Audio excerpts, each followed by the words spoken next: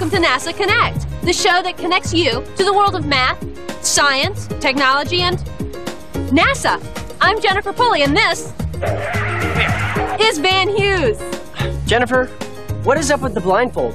Just 1 second. We always start each NASA Connect episode with a celebrity who introduces the show. And today, I thought I'd surprise Van. Is it Norbert? No, Van, it's definitely not Norbert. However, every time Norbert appears with questions, have your cue cards and the lesson guide ready to answer the questions he gives you. And teachers, every time Norbert appears with a remote, that's your cue to pause the videotape and discuss the cue card questions. And teachers, don't forget, the lesson guide can be downloaded from our NASA Connect website. Okay, now that you have all that important information out of the way, what about my surprise? Okay, follow me. Jen. Jen. Just kidding, come on. Are you ready? Stay right there. Okay. Okay, hang tight, 1 sec.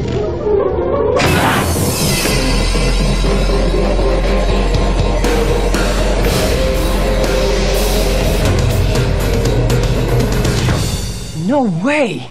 Jackie Chan, you are our celebrity?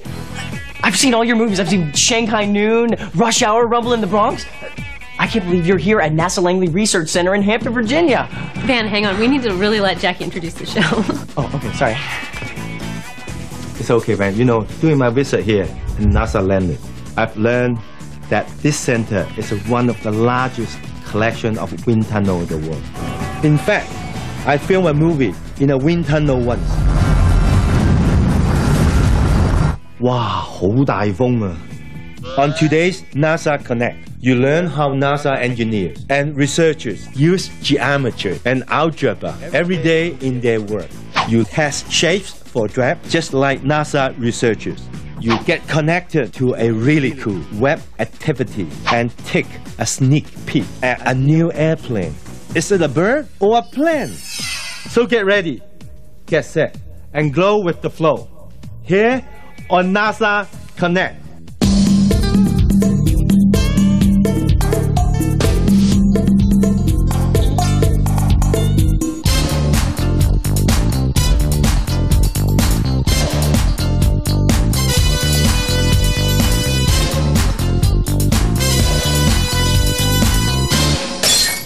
Okay, here's the deal. Van and I are going to conduct a little experiment about drag using go-karts. Van and I are riding in the same kind of go-kart with the same amount of fuel. These are constants. However, Van is taller and heavier than I am. These two variables, height and weight, might affect the race, and hopefully I'll cross the finish line first. I am the superior driver. I can't change my weight, but if I change the variable of being taller and crouch down and become more streamlined, I might have a chance.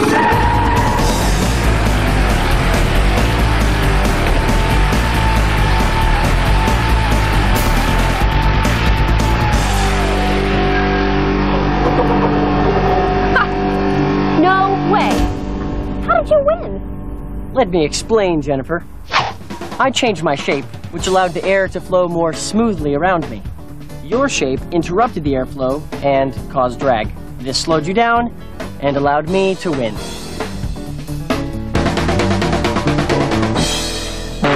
So what is drag? Drag is the force that opposes or resists motion. The interruption or resistance to airflow causes drag. You've probably experienced drag when you've ever stuck your hand out the window of a moving car. When you extend your arm like this, with your palm forward, the force of drag pushes your hand back. But when you tilt your hand like this, it creates lift and lifts your hand upward. Lift and drag are a few of the aerodynamic forces that act on an airplane when it flies. How do airplanes fly? Well, to understand flight, you must first understand air. We are surrounded by air all the time, but we can't feel it because the air pressure is equal on all sides of our body. But what if we change the air pressure on one side of an object? Check out this cool experiment. Hey, why did the paper lift up when I blew across the top? Well, when the paper is resting against my chin like this, the air pressure on top is equal to the air pressure on the bottom. But When I blow, I change the air pressure on the top. The shape of the paper in its original position is kind of like an airplane's wing. It is curved on the top. Because of this shape, air molecules move faster across the wing's top than across its bottom. Swiss mathematician Daniel Bernoulli discovered that faster-moving fluids, such as air, exert less pressure than slower-moving fluids. Because of its shape, the air over the top of the wing moves more quickly and exerts less pressure. When the pressure on top of the wing is less than the pressure under the wing, lift is produced, and the airplane flies. What does all this have to do with algebra and geometry? Everything! Geometry is the study of shape and size. Geometry was probably first developed to help measure the Earth and its objects. Knowledge of geometry helps you better understand things like engineering and science. Algebra is a mathematical tool for solving problems. Learning algebra is a bit like learning to read and write. Knowledge of algebra can give you more power to solve problems and accomplish what you want in life. At NASA, engineers use algebra and geometry when they measure and design models to be tested in wind tunnels. Like today's NASA engineers, Orville and Wilbur Wright used algebra and geometry. By blowing a certain amount of air over models in a wind tunnel, the Wright brothers tested and compared different wing shapes, rudder shapes, and propeller shapes. Hey, let's conduct an experiment very similar to the Wright brothers and test different shapes for drag. Good idea, Van, but first, teachers, make sure you check out the NASA Connect website and download the lesson guide for today's program. In it, you'll find step-by-step instructions and analysis questions for today's classroom activity. Van?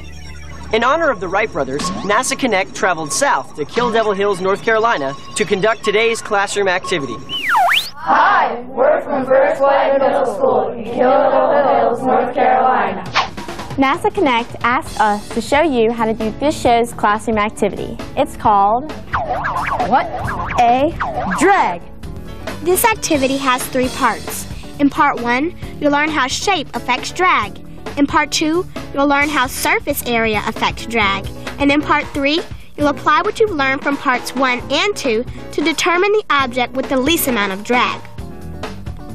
Make sure your teacher has a lesson guide for this program. All the steps and materials are in it. Before starting the experiment, construct your drag apparatus. Then discuss these questions. What is drag? How would shape affect drag? What are some direct and indirect negative effects of drag on a vehicle? Now, let's test these 4 shapes for drag. First, verify that each of the shapes has the same amount of frontal surface area and record your information in the data sheet. Next, place 2 shapes on the drag apparatus like this. Turn the fan on low.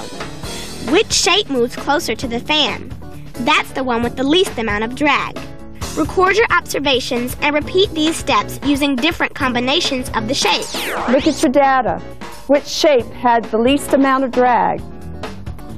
Does shape affect drag? Why or why not? What other variables could have affected the outcome of the experiment?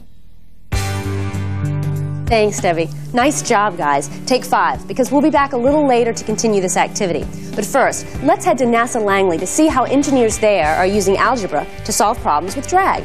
They use a wind tunnel instead of a box fan to test models with different shapes. Why are patterns important in determining drag? What algebraic relationship shows that a car has drag? Explain the relationship between pressure and glow. This is one of NASA Langley's many wind tunnels. It's called the Basic Aerodynamics Research Tunnel, or BART for short. Engineers like me use the BART in a technique called flow visualization to try to understand how the air flows around aircraft. By looking at or visualizing the airflow, we can help aircraft designers create new shapes that are more aerodynamic and produce less drag. Drag slows down a vehicle or an object, as you observed in the activity you just conducted. Recently, NASA Langley used its experience in testing and simulating aircraft to help a car manufacturer visualize and describe the airflow over one of its automobiles. What we as engineers would really like to see is the air flowing continuously from the front of the car to the back of the car, like the flow over this cylinder. There is no interruption in the airflow and there is no drag. Unfortunately, this is not how things work in real life, so we have to make airplanes and cars streamlined. This particular automobile is streamlined, which means it was designed to offer minimal resistance to airflow. Because of its shape, this car has little drag. You know, that sounds like our activity. The tetrahedron had the lowest drag because of its shape. That's right. The shape of airplanes and cars is mainly determined by aerodynamics and safety. However, a car has additional factors that may affect its shape. The vehicle must look good for people to buy it, the passengers must be comfortable, and the vehicle must be able to transport people, cargo, or both. With this in mind, automotive engineers use geometry to design cars with one of three shapes: a hatchback, a squareback, or a notchback. Which of the three shapes do you think would have the highest drag? Looks like the notchback has the most drag. You're right. After deciding on the shape to test, we created a scale model of a typical passenger vehicle with a notchback design. To visualize and measure the airflow around this model, we used the BART and materials like kerosene and titanium dioxide, a white powdery substance used in paint. Visualizing the airflow provides a picture of how the air moves around the vehicle. Okay, so how do you visualize airflow? You can't really see air, can you? No, you can't, and that's a good question. Without special materials, you really can't see air flowing. So we mixed titanium dioxide and kerosene together and applied it to the surface of the model. We turned on the wind tunnel, and as air flowed over the model, the kerosene evaporated or turned into a gas. The titanium dioxide left on the surface shows us an airflow pattern. This pattern tells us how the air is moving close to the surface. The measurements we collect allow us to describe the air's properties and motion with numbers. Luther, that looks really cool, you know, but what does this pattern say about the shape of the car and the drag it produces? Well, this pattern tells us that the air is actually traveling in the same direction as the car, or in other words, towards the back window. This is called reverse flow. Reverse flow creates low pressures on the back of the vehicle, which increases drag. Remember this drawing? See how the air flows smoothly over the cylinder and comes together again in the back? Although this isn't how things work in the real world, the air pressure in the front, PF, is the same or equal to the pressure in the back, PB. When the pressure in the front is equal to the pressure in the back, then there is no drag. However, look at our notchback model. See how the air flow separates at the back of the vehicle and the air actually begins to flow in the reverse direction? This is reverse flow, and the pressure in the front of the model is greater than the pressure in the back. When the pressure in the front is greater than the pressure in the back, you have drag.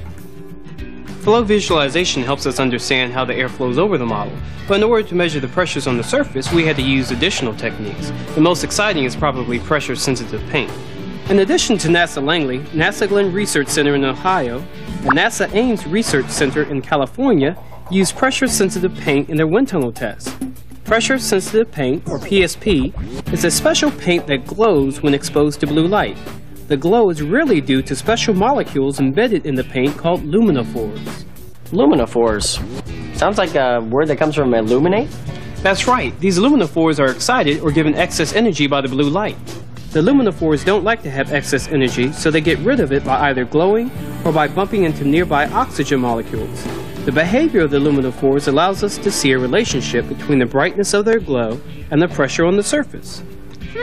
A relationship. Sounds like algebra. That's right. I use algebra in my work every day. Let me show you. Remember when I said that the behavior of the luminophores allows us to relate the brightness of the glow to the pressure on the surface? This is done using a graph like this. The curve on the graph shows an inverse relationship between pressure and glow. When glow increases, we know the pressure has decreased. But when glow decreases, we know the pressure has increased. This inverse relationship can be represented with the following algebraic equation. Pressure equals quantity glow minus 1 divided by the slope of the curve. Using the graph in this algebraic equation, we solve for pressure. The pressures we calculate can be displayed using different colors like this. The red regions show where the pressures are high, and the blue regions show where the pressures are low. As you can see, the pressures in the front of the car are higher than the pressures in the back. As we calculated earlier, this difference determines the vehicle's drag. This information is used by car designers to decide if the shape or geometry of a car needs to be changed. If I were a car designer, I'd change the notchback shape on the car. It creates too much drag. Well, Van, the research conducted here at the NASA Langley Research Center will be used by automotive engineers and designers to create new designs and shapes with reduced drag and better fuel efficiency. This allows drivers like us to save money and protect the environment. Okay, we've seen how different shapes affect drag. Now, let's head back to First Flight Middle School and see what would happen if we changed the frontal surface area of an object. Are you ready, guys? Ready, Jennifer. Now let's find out how surface area affects drag. Your teacher will give each group a copy of the disc patterns from the lesson guide. Select and construct 5 discs. Look at one of the discs. What do you think the area is? Make a prediction and write it down. Now, calculate the actual area. What is the difference between your prediction and the actual area? Are you close? Repeat these steps for each disc. Before beginning the experiment, construct the test track. Choose any disc and place it on the front of the test vehicle like this. Place the vehicles on the start line. Make sure the string is nice and tight. Predict the distance that the test vehicle will travel when the fan is turned on, and write it down. I predict it'll travel about 42 centimeters. I predict it'll travel 50 centimeters. Turn the fan on high for approximately 10 seconds.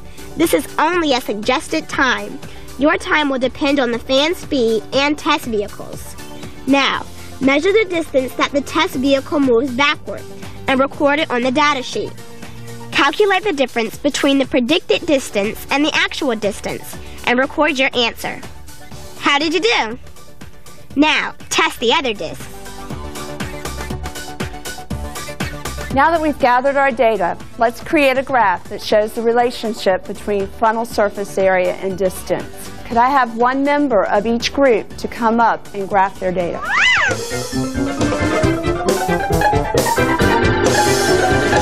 Great job, guys. Let's look at the graph and answer some questions. What kind of graph is it? Do you see a correlation? If so, what kind is it? Which surface area produced the least amount of drag? Now let's put it all together. Look at the data from the first experiment you did. Which shape had the least amount of drag? Tetrahedron. This shape? Now look at your data from the second experiment we did on surface area. What did you find out about the surface area and drag? Based on your results, which of these 4 tetrahedrons should have the least amount of drag? How can we test your predictions? Put the shapes on the drag stand and see what happens. Great, let's do it. We'd like to thank the AIAA student mentors from North Carolina State University. Good job, guys. Well, thus far, you've seen these students use some of the tools for research, that being design, construction, testing, and analysis of an experiment. But you know what? NASA uses some other tools for research, computer simulations. And with a little help from our friend Norbert here, we're going to transport you to the Fernbank Science Center in Atlanta, Georgia. Fernbank Science Center is a science resource center for DeKalb County School System. It has had a relationship with NASA since the early Apollo missions and recently installed the NASA Aeronautics Education Laboratory to use in its education programs. Waiting for you at Fernbank are students from McNair Middle School who will introduce you to the program's featured web simulation, MAX, or Mars Airborne Explorer, created especially for NASA Connect by Space.com. From Norbert's lab, click the activity button. You'll get to create a Mars exploration aircraft and fly it over a simulated Martian terrain. You'll be able to see the relationships between thrust, drag, weight, and lift. Your mission is to pilot the Mars aircraft and release a number of probes that must land on designated targets. The right combination and balance will lead to a successful flight. ePALS Classroom Exchange brings to teachers and students the opportunity to collaborate with peers, experts, and others using ePALS free telecommunications and collaborative tools. And teachers, be sure to visit Norbert's lab and browse a section called Manager, a special section to help guide teachers in using activities that have educational technology interwoven. A special thanks to another NASA Connect online partner, Space.com. Devoted to space news, it offers special portals to kids and teachers at SpaceKids.com and TeachSpace.com. And a final thanks to our AIAA student mentors from Georgia Tech. Well, I think that's a wrap from my end, bringing you the power of digital learning. I'm Shelley Canwright for NASA Connect Online. Okay, let's review. So far, we've learned how NASA engineers use geometry and algebra, flow visualization, and glowing paints to help them create more aerodynamic vehicles. And how shape and surface area affect drag. We've also learned how computer technology can help you solve problems that are out of this world. Now, let's learn how NASA engineers are using geometry to create a concept airplane that looks a lot like a flying wing. Describe the differences between the blended wing body and today's commercial airplanes. How do NASA engineers use geometry to estimate frontal surface area? What design features would increase the drag on the low-speed vehicle? How could engineers compensate for that drag? The blended wing body, or BWB as we call it for short, is an advanced concept passenger airplane. That means that we're still in the process of deciding and testing what will be the best design. So far, early studies estimate the blended wing body will hold up to 500 passengers, have a wingspan of 247 feet, a length of 160 feet, and be more than 40 feet or 4 stories high. It kind of resembles a flying wing. Engineers believe the BWB has potential to perform better than traditional tube with wings airplane, like the Boeing 747. Some estimates predict that this new airplane will reduce operating costs and the amount of fuel the airplane uses. This means your airline tickets may cost less. So Wendy, what makes the blended wing body so special? Its shape. Since we've been discussing shape and geometry in today's program, let me show you what makes the BWB different from other airplanes today. If you look down on the top of the plane, you can see that its fuselage, that's the part that people ride in, and the wing are blended together. That's how it got its name, the blended wing body. Now, from the front of the BWB, or the frontal view, we can see that there's a smooth transition from the fuselage to the wings. This shape allows more people to sit in the fuselage and even out into the wings. Remember the picture of the streamlined car Luther showed you? Just like a car, when an airplane has a smooth shape, it can help reduce drag. Do you see anything else that makes the BWB different from other airplanes? You know, it doesn't have a tail like other airplanes. Right. Just like blending the wing and fuselage together helps to reduce drag, taking off both the horizontal and vertical tails also helps reduce drag. Drag, which you learned about earlier, resists thrust. Thrust, the force that propels the airplane, is usually provided by jet engines. If an airplane has too much drag, it will need more thrust or engine power. However, when the airplane is designed for less drag, like the BWB, less thrust is needed. So, what does this all mean? Less thrust means less fuel is needed. And less fuel means less money to buy a ticket. You got it. Now, Wendy, you said earlier that the BWB is just a concept airplane, so I guess that means it hasn't been built yet. Right. It would be too expensive to build the full-size BWB. NASA and Boeing engineers come together and design some scale models. That way, they can test it before they build the full-size blended wing body. Now, you said some scale models. Does that mean there's going to be more than one model of the BWB? Absolutely. If we only built one model, we couldn't collect enough information. So we've built a model that's approximately 1% the size of the BWB. Hey, let's do the math. What would a 1% model of the BWB look like? Would it fit in your classroom or in a shoebox? I know. Let's figure it out. Wendy told us earlier that the BWB will be 247 feet wide, 160 feet long, and 40 feet tall. Using mental math, let's take 1% of each of those measurements. Okay. 1% of 247 is 2.47, or about 2.5 feet wide. 1% of 160 is 1.6, or about 1.5 feet long.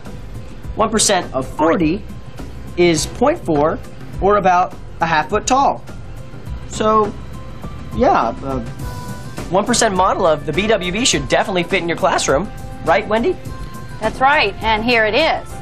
As I said earlier, building just one scale model like this didn't give us all the information we needed. So we built a 2%, 3%, and a 4% model.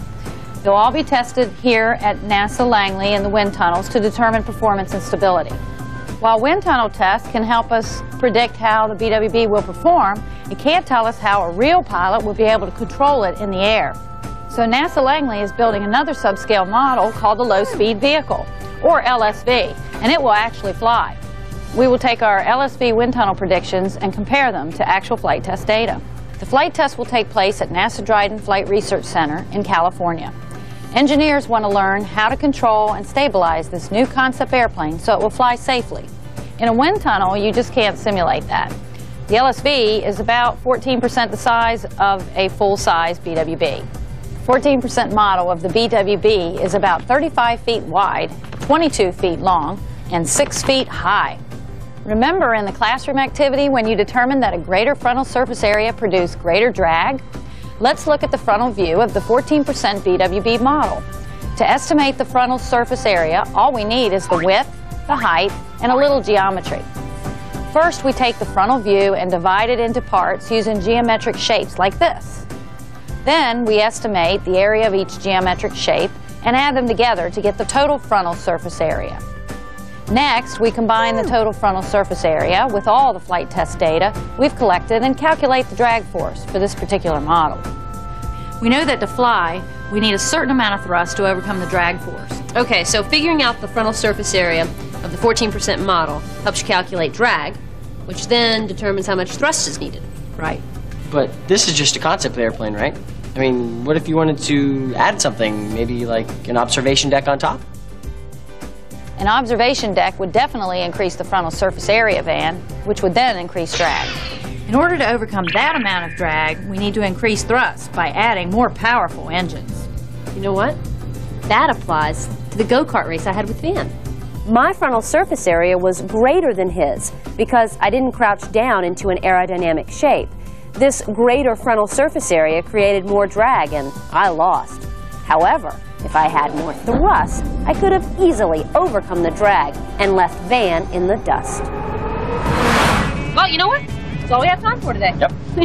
We hope you've all made the connection between the aeronautical research conducted here at NASA and the math, science, and technology that you do in your classroom every day. Jennifer and I would love to hear from you with your questions, comments, or suggestions. So write us at NASA Connect, NASA Langley Research Center, Mail Stop 400, Hampton, Virginia 23681. Or send us an email at connect@edu.larc.nasa.gov. Hey teachers, if you would like a videotape of this program and the accompanying lesson guide, check out the NASA Connect website. From our side, you can link to CORE, the NASA Central Operation of Resources for Educators, or link to the NASA Educator Resource Center Network. We'd like to thank everyone who helped make this episode of NASA Connect possible, especially Jackie Chan. No, thank you, and thank you, Van, thank you, NASA, to invite me. I learned a lot of things because when I was young, I just only thing I know is martial arts. Kicking, punching, all kinds of things. I never know education is important. Whenever I go, I always support the children because education is very important, remember. You heard it right from Jackie Chan. We'll see you next time. Yeah. Well, to understand flight, you must first That's right. The aerodynamics of... Now, let's learn how NASA engineers are using geometry as they... Remember the picture, the little treasure. We'd like to thank... So get ready, get set, and flow, and go, and flow. Okay, man. You said some skill.